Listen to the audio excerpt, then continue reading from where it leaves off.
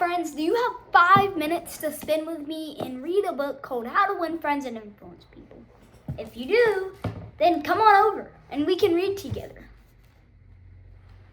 Now this is the book it's going to be reading. I know it looks like a journal. It's not a journal, okay? It's a real book. It came with a cover, but I took it off. This book is called How to Win Friends and Influence People. And y'all are going to read with me for like 5 minutes today because I want y'all to. I have to find the page where it starts. How this book was written, how this book was written, how this book was written. There's a lot of stuff in this book. Okay. More suggestions, jeez. This is probably the biggest book I've ever had. I have tons of others over there, but this is definitely one of the biggest ones I have. Jeez, okay. How to Win Friends and People.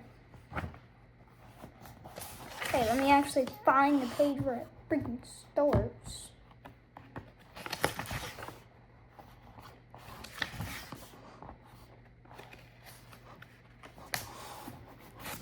Okay.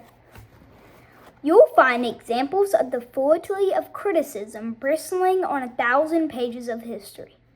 Take, for example, the famous quarrel between Theodore Roosevelt and President William Howard Taft.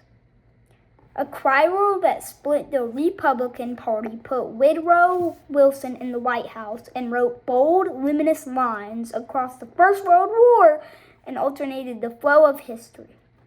Let's review the facts quickly.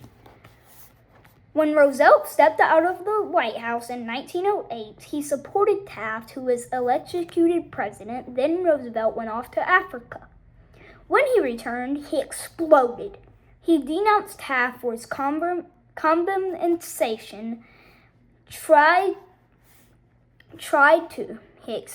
He exploded. He denounced Taft for his conversation and tried to secure the nomination for himself. Where'd it go? Demolished the GOP in the election that followed. William Howard Taft and the Republican Party that followed. I just said that same thing. Carried only 2 states, Vermont and Utah. It was the most disastrous defeat the party had ever known. Roosevelt blamed Taft, but did President Taft blame himself? Of course not. With tears in his eyes, Taft said, "I don't see how I could have done any differently from what I have. Who has the blame, Roosevelt or Taft? Frankly, I don't know and I don't care. The point I am trying to make is that all of Roosevelt's criticism doesn't persuade Taft that he was wrong. It nearly made Taft strive just to justify himself and to retake with tears in his eyes. I don't see how I could have done anything different.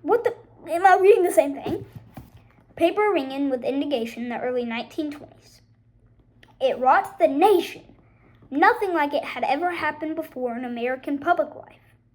Here are the bare facts of the scandal, and there's just a ton of facts. Now, like I said, it was only going to be 5 minutes because these videos aren't meant to be long videos. So I'm just going to go ahead and put this book back up right now. If y'all want to see me do more of these like read alouds, let me know. Peace out for now.